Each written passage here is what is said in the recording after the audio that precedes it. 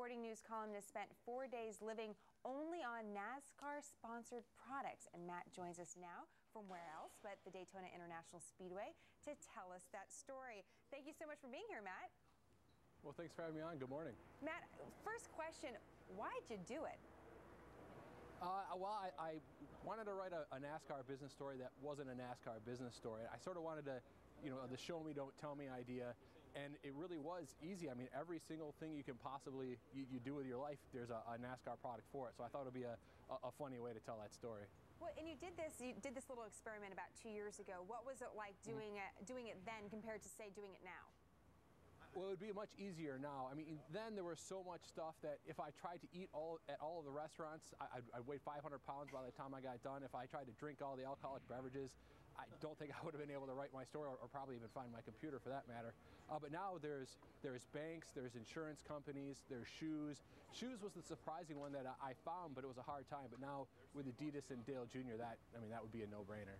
So let's put this into perspective for me. What is the cost for a NASCAR team sponsorship? How much are these companies paying? For the elite teams, it's a 36 race season, and to get all or most of the races, it costs about $28 million. And you get some driver appearances and stuff like that with that. And then a lower level team is probably 10 to 15 million, and then it goes down on a sliding scale for that. And one of the trends lately is teams will have, like one team like Dale Jr. now has AMP and National Guard, so they sort of split it down the middle. So that's one of the big changes in the last few years, is a lot more specificity with the sponsors. $28 million is a lot of money. Why do so many companies want to pay that? Well, there's a couple of reasons. First of all, if you look at in 2006, a company broke down how much airtime Dale Jr.'s name, car, and Budweiser got on TV, and they calculated it was worth $183 million. And then when Jimmy Johnson won the Daytona 500 2 years ago, they calculated just that race was $20 million.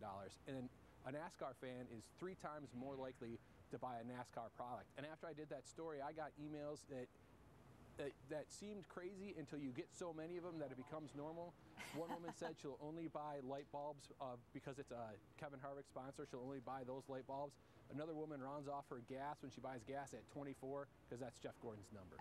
That sounds like a loyal fan. I thought one of the great parts in your article was talking about produce, even how a fan was loyal to produce. Can you explain that a little bit?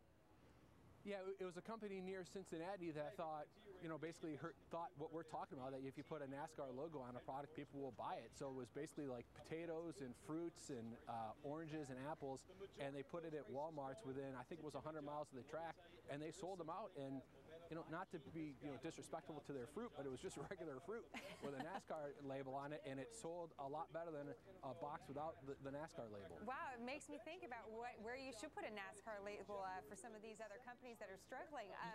How important? You wouldn't believe where you see NASCAR logos. Yeah, well, okay, and that's a great question. Then tell me, what's the most interesting place you've actually seen one?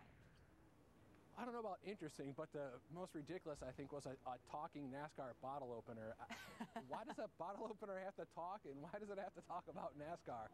That's a great point. It's everywhere. Well, how important to the actual sport, are these sponsorships? I would imagine they bring in a ton of money, so I would imagine that the sport is depending on it. Without the sponsors, the sport doesn't exist, period. There is no comma but at all. Without the sponsors, the sport goes away. All right, so Matt, are you going to try it again? What do you think this year? All NASCAR sponsored companies, maybe for a week this time?